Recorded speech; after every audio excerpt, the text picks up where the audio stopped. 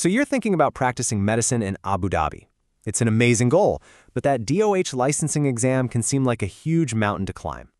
What if we could flatten that mountain into a clear, step-by-step roadmap? Well, that is exactly what we're going to do right now. Okay, so if you're a general practitioner and you've got your sights set on working in Abu Dhabi or Al Ain, you are in exactly the right place. We are about to break down everything you need to know to make this happen. All right, let's get right down to it. Think of the DOH exam as the official gateway for any healthcare professional wanting to work in Abu Dhabi. Now, you might have heard people talk about the old HAAD exam. Well, this is its replacement. The name changed, but the mission is exactly the same, making sure every single doctor meets a very high standard of safety and competence. First up, let's get something really important crystal clear. When you're dealing with DOH licensing, the specific words they use matter a lot. So let's make sure we've got the key terminology down. Here is the absolute key. Whenever you see the official term medical practitioner on any DH website or document, I want you to mentally translate that to general practitioner. It's that simple. So if you've got your MBBS or MD and you're working in primary care, family medicine, or maybe as a non-consultant in an ER, this whole guide is for you. Next up, before you even start filling out a single form, you've got to make sure your paperwork is in order. This is your eligibility check, and trust me, getting this right from the very beginning is going to save you a world of headaches down the road.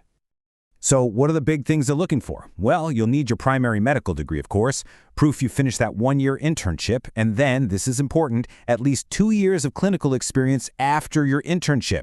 You'll also need a valid license from your home country and a certificate of good standing. Oh, and one more thing. They really want to see continuous practice, so try to avoid any big gaps. Now, here's my most important piece of advice. Rules can change, so you must always check the latest professional qualification requirements, that's the PQR, directly on the DOH website before you begin.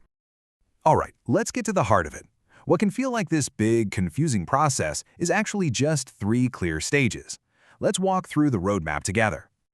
Your journey kicks off with something called DataFlow. This is just a fancy term for primary source verification, and it's where an independent company confirms that all your degrees and certificates are legit. Once they give you the thumbs up, you're ready for step 2. You head over to the government's TAMM portal to apply for credentialing. When the DOH approves your application, your status will change to eligible for exam, and that's your green light for the final step, booking your test date at a Pearson VU center. So you know the process, you know the steps. Now let's zoom in on the exam itself. What are you actually going to be facing when you sit down in that testing center?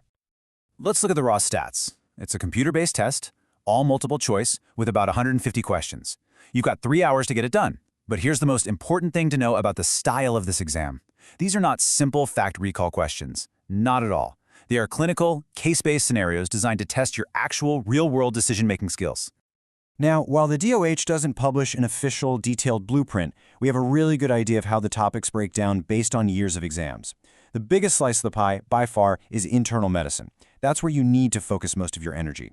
After that, your next big priority should be family medicine and emergency care. Those 3 are really the core of this GP exam. Okay, having a plan is everything, especially for a busy doctor. So here's a really practical 12-week timeline. You'll start by taking a diagnostic test to see where your weak areas are. Then you spend a solid chunk of time on a system-by-system review, doing practice questions every single day.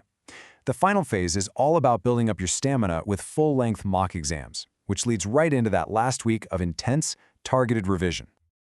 I absolutely love this quote because it is so true, especially for that final week. Look, you've done the studying, you've read the books. At this point, the single most productive thing you can do is protect your sleep and your mental health. A tired, stressed out brain simply can't access the information you've worked so hard to put in there. All right, you've done the prep, you've followed the roadmap, and the big day is almost here. Now let's talk about exam day strategy. Here are a few final tips to make sure you perform at your absolute best. On the day, it's all about smooth execution. Get to the test center early with your passport. When you start the exam, keep an eye on the clock. You've got about 1 minute per question.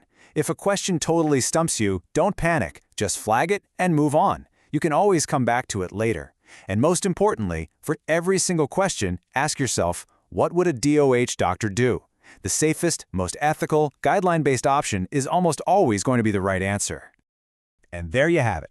The map, the timeline, the strategy, everything you need for the DOH exam. You are now fully equipped to tackle this whole process with confidence. The next step, well, that one is up to you. Good luck.